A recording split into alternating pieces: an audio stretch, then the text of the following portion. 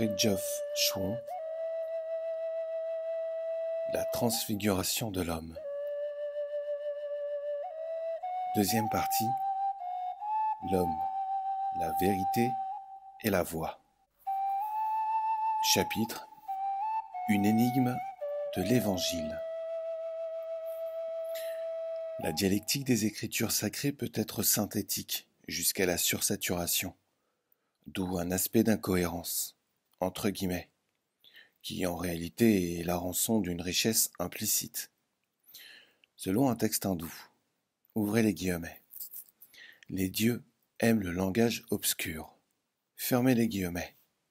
Ce n'est pas à dire que les puissances célestes soient opposées à l'expression claire quand elle s'impose, car la vérité garde toujours ses droits. Mais il faut que toute chose demeure à la place que lui assigne sa nature.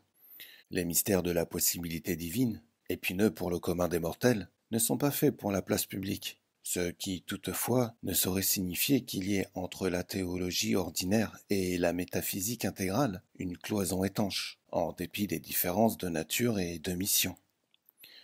La grande difficulté pour le langage sacré est de devoir ou de vouloir suggérer des vérités profondes et complexes sous la forme de récits historiques et d'injonctions morales. N'empêche que, ouvrez les guillemets, l'origine et la fin se donnent la main, fermez les guillemets, et il en va de même de l'extérieur, entre guillemets, et de l'intérieur, entre guillemets. En parlant de la Sainte Seine, l'Évangile relate un incident énigmatique et même troublant. Le Christ donne à Judas un morceau de pain à manger et lui dit de, ouvrez les guillemets, faire bientôt ce que tu as l'intention de faire. Fermez les guillemets.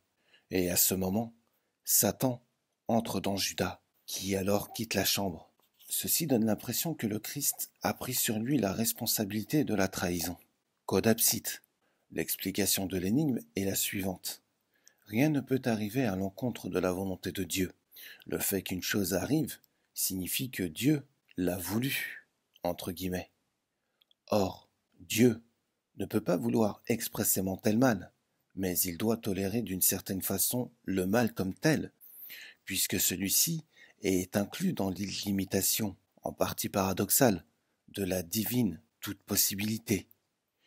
De ce fait, Dieu ne peut pas ne pas admettre, ouvrez les guillemets, tel mal, fermez les guillemets, mais il faudrait dire qu'il le permet, entre guillemets, et non qu'il le veut, entre guillemets. Et il le permet non en tant que mal, mais en tant que contribution indirecte et inévitable à un bien. Le Christ voulait, certes non la trahison en soi, mais la rédemption. Note de bas de page. Rappelons ici que saint Augustin, en parlant du péché d'Adam et d'Ève, s'écria, ouvrez les guillemets, Felix culpa, fermez les guillemets, puisque, pensait-il, ce péché fut la cause de la rédemption. Retour au texte. Reste à savoir pourquoi le Christ a accompli le geste dont nous avons parlé, car son acceptation du mal aurait pu être silencieuse. Or, elle aurait pu l'être en principe, mais non en fait, et c'est là le fond du problème. Il fallait montrer au monde que le diable n'a aucune puissance sur Dieu, qu'il ne peut s'opposer à Dieu qu'en apparence et grâce à un vouloir divin, que rien ne peut se faire en dehors de la volonté du souverain bien, que, si les puissances du mal s'opposent ou croient pouvoir s'opposer à la divinité, ce ne peut être qu'en fonction d'une décision divine, d'où l'injonction, ouvrez les guillemets. Ce que tu as l'intention de faire, fais-le bientôt, fermez les guillemets. Donc, le diable n'a même pas le pouvoir de trahir sans une causation divine, métaphysiquement parlant. Dans le récit évangélique, ce pouvoir lui échappe, et il ne saurait donc triompher. Et si dans ce récit le diable entre en Judas, c'est parce qu'il a obtenu la liberté de le faire, enchevêtrement subtil des causes, mais ontologiquement plausible. Ce qu'il y a de malsonnant, entre guillemets, dans le drame salvateur du christianisme, c'est que la rédemption semble dépendre d'un traître. Il fallait enlever à l'adversaire cette satisfaction. Quoi qu'il en soit, le fait que le christianisme ait eu besoin de Judas implique, et cela paraît être le comble du paradoxe, que ce traître ne pouvait être un homme foncièrement mauvais, comme le veut l'opinion courante. Et en effet, il ne le fut pas, comme le prouve son repentir et son désespoir. Note de bas de page. Si Judas avait été ce qu'on pense, il se serait au contraire enorgueilli de son crime. Au moment même de la trahison, Jésus l'appelle, ouvrez les guillemets, mon ami, fermez les guillemets. Et il y avait peut-être dans cette expression une lueur de pardon divin. Retour au texte.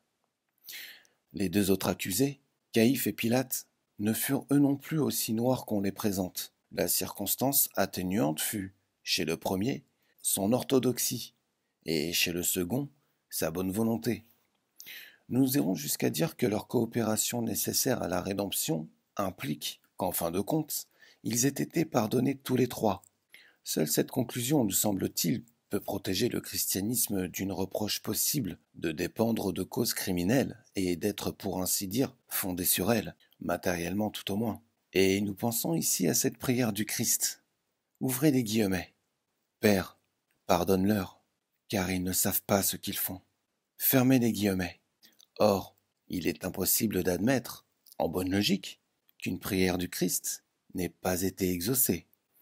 C'eût été une sorte de victoire si l'Église avait institué une fête des trois grands pardons, mais elle ne pouvait, pour des raisons morales, ouvrez les guillemets, payer ce luxe, fermez les guillemets, parce que c'eût été donné carte blanche à tous les malfaiteurs, de facto, non de jure, bien entendu. C'est pour cette raison que le Christ a dû dire, en parlant de Judas, ouvrez les guillemets, qu'il eût mieux valu qu'il ne fût pas né, fermez les guillemets. Cela ne signifie pas que Judas soit dans l'enfer éternel, qu'imagine la théologie chrétienne, mais cela peut signifier que Judas, sans être damné, doive demeurer au purgatoire jusqu'à la fin du monde. On peut reprocher à Caïphe de ne pas avoir été sensible à la nature divine du Christ, ni aux intentions profondes de sa prédication, mais à part son orthodoxie mosaïque, il avait encore pour circonstance atténuante le fait que le Christ n'a jamais pris soin de se rendre compréhensible. De plus, le Christ ne s'intéressait pas aux ouvrez les guillemets, prescriptions des hommes, fermez les guillemets, fussent-elles plausibles, ne comptait pour lui que la sincérité de notre amour pour Dieu. Ceci n'est pas exactement la perspective de Moïse, et on ne peut reprocher aux pharisiens de ne pas y adhérer sur le plan qui était le leur, pas plus qu'on ne peut reprocher aux autorités du brahmanisme de ne pas s'être convertis à la perspective du Bouddha.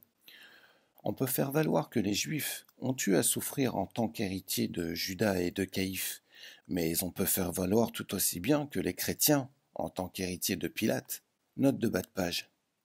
C'est-à-dire que Pilate fut le représentant de Tibère, dont Charlemagne aussi bien que Constantin furent les héritiers. À noter que pour le musulman, le chrétien est le Roumi, le romain, entre guillemets. Retour au texte. Par la Renaissance, on tue et ont à souffrir en subissant les conséquences du monde humaniste, entre guillemets, mais en fin de compte, inhumain, qu'ils ont créé à l'époque des Borgia et qu'ils continuent à créer de nos jours. Note de bas de page. On pourrait objecter que l'Église d'Orient ne fut pas responsable de la Renaissance, ce qui est vrai, mais les pays orthodoxes furent entraînés dans son orbite par Pierre le Grand. En fait, l'Europe orientale fait partie du monde moderne, mentalement aussi bien que matériellement. La Grèce fut rapidement, ouvrez les guillemets, mise au pas, fermez les guillemets, dès le départ des Turcs. Retour au texte. Sans conteste possible, la Renaissance fut une trahison, bien qu'elle comportât aussi quelques éléments positifs, mais ceci ne pouvait compenser son erreur globale. Pour comprendre l'attitude du Christ envers, ouvrez les guillemets, les scribes et les pharisiens, fermez les guillemets. Il faut tenir compte de ceci. À cette époque, le judaïsme subissait une phase d'ossification, entre guillemets, comparable à celle du brahmanisme à l'époque du Bouddha, et cela fut providentiel dans les deux cas.